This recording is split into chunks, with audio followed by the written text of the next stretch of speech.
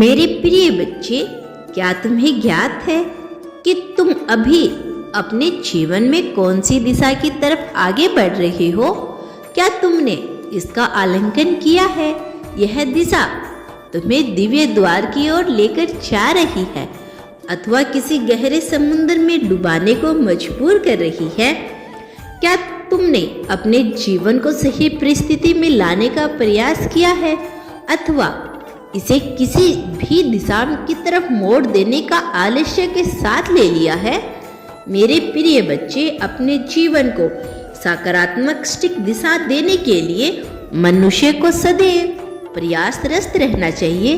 शिकायतों से परे स्वयं ही जिम्मेदारी उठाने की भावना का अपने अंतर मन में विकास करते रहना चाहिए। प्रगति की दिशा में स्वयं को लाने के लिए स्वयं ही अपने आप को प्रेरित करते रहना चाहिए। यह जीत के लिए बढ़ाया गया तुम्हारा कदम तुम्हें कितनी तरक्की दिला सकता है, तुम इसकी कल्पना भी नहीं कर सकते। और आज जब तुम्हें इस दिव्य संदेश प्राप्त हो रहा है तो इसके साथ जुड़कर तुम अपने कदम को बढ़ाने का प्रयास जारी कर रही हो। और यही कारण है कि तुम्हें हर हाल में इस दिव्य संदेश को पूर्णतः अंत तक सुनते रहना है। चाहे परिस्थिति कोई भी हो, सकारात्मक अथवा नकारात्मक, तुम्हें हर पक्ष में अथवा तुम्हारे विरोध में, तुम्हें इसे हर हाल में पूरा अंत तक सुनना है। इसे बीच में छोड़कर जाने की भूल नहीं करनी है। अपने आप को कमजोर मानने वाला इंसान प्रगति की यदि कल्पना करता है तो क्या वह उसे पाने के सक्षम है? तुम्हें क्या लगता है? क्या प्रगति यूं ही सबको सब कुछ प्रदान कर देनी चाहिए? क्या इसका मूल्य नहीं होना चाहिए? यदि ऐसा नहीं होगा तो क्या वह सभी प्रार्थनाएं जो कर रही हैं सबके बीच का भेद खत्म कर दिया जाए?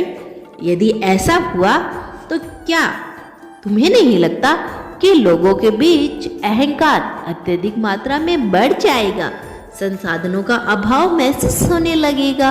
समानता एक कल्पना है जो संसार में वास्तविकता से परिगणित हो नहीं सकती। मनुष्य जब परिस्थितियों को नियंत्रण कर सबको एक समान करने का प्रयास करता है वह पूरी तरह से विफल हो जाता है।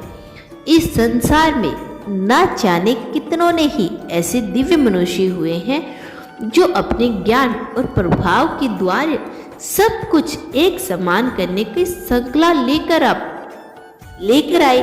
बहुत से वर्त पुरुष यहाँ हुए, लेकिन क्या समानता आ गई? वास्तव में समानता इस प्रकृति का नियम नहीं है। समानता मनुष्य की कल्पना मात्र है। यह प्रकृति संतुलन के नियम पर कार्य करता है, समानता के नियम पर नहीं।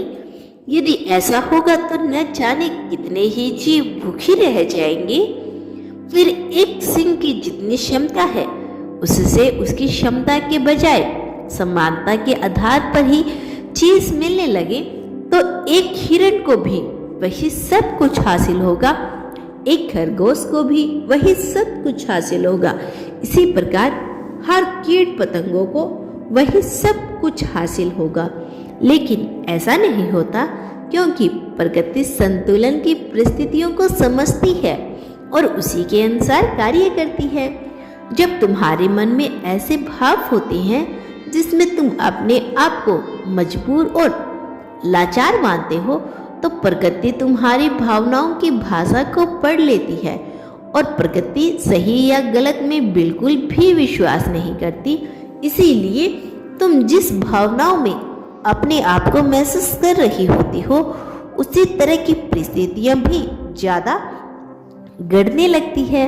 उसी तरह की परिस्थितियां अंततः तुम्हें और भी ज्यादा दिखाई देने लगती है, महसूस होने लगती है। मेरे प्रिय बच्चे, जहां यहाँ तक तंत्र कैसा भी कार्य कर रहा हो, तुम्हें तंत्र सही करने का विचार नहीं करना। तंत्र सही करना तुम्हारा उद्देश्य नहीं है। तुम्हारा उद्देश्य यह होना चाहिए कि तुम उस तंत्र में अपने आप को व्यवस्थित कर सकते हो।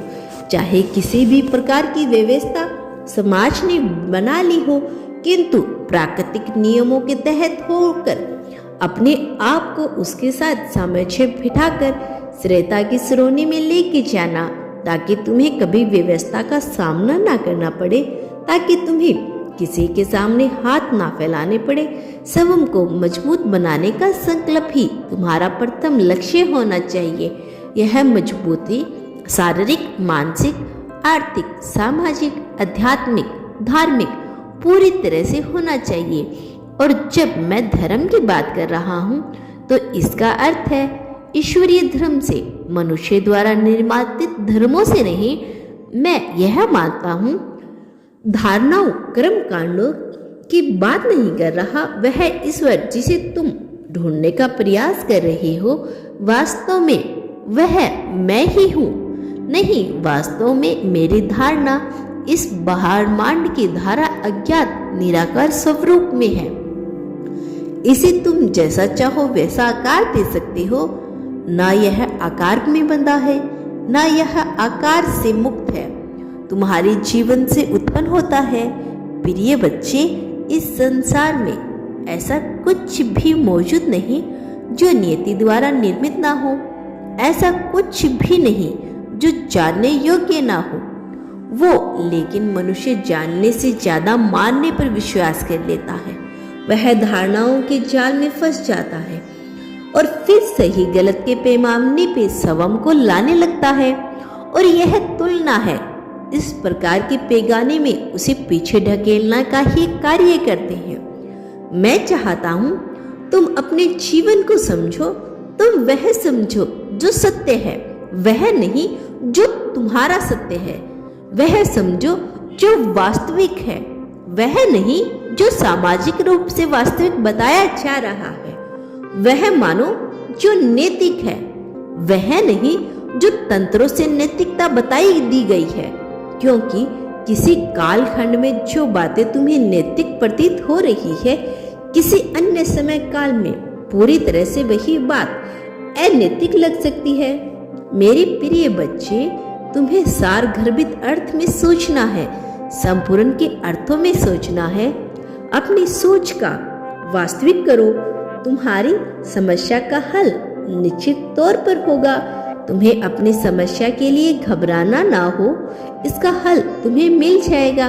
तुम अपने आप को बेहतर करने का विचार करो। तुम्हारे प्रश्नों का जवाब तुम्हें मिलेगा, तुम्हारी समस्याओं का हल भी तुम्हें मिलेगा।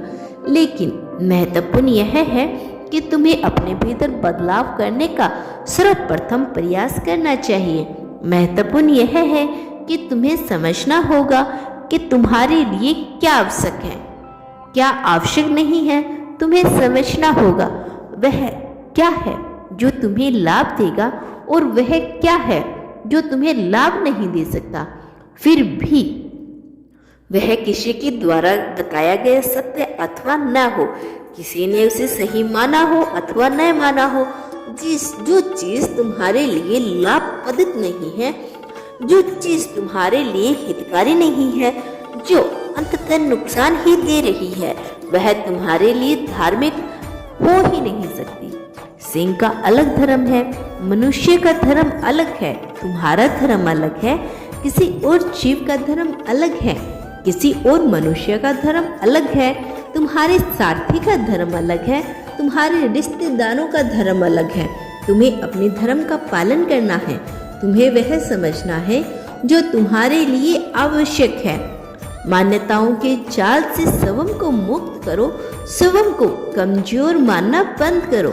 इस संसार में तुम में जो क्षमता है वह सब में विद्यमान नहीं, कुछ चुनिंदा पुण्य आत्माओं से ही ऐसी क्षमता विकसित की गई है। जो ताकत तुम्हें प्रदान की गई है, जो समझ तुम्हें प्रदान की गई है, आध्यात्मिक के जिस मार्ग पर तुम्हारा चयन किया गया है, यह सब के लिए नहीं हुआ। अपने उम्र काल परिस्थिति से आगे सोच कर देखो। कभी अपने आप को इन नियमों में ना बांधो कि तुम कोई कार्य नहीं कर सकते। अपनी उम्र, अपने समय, अपनी परिस्थिति, अपने धर्म के आधार पर कभी भी स्वयं को योग्य अथवा अयोग्य मत समझना।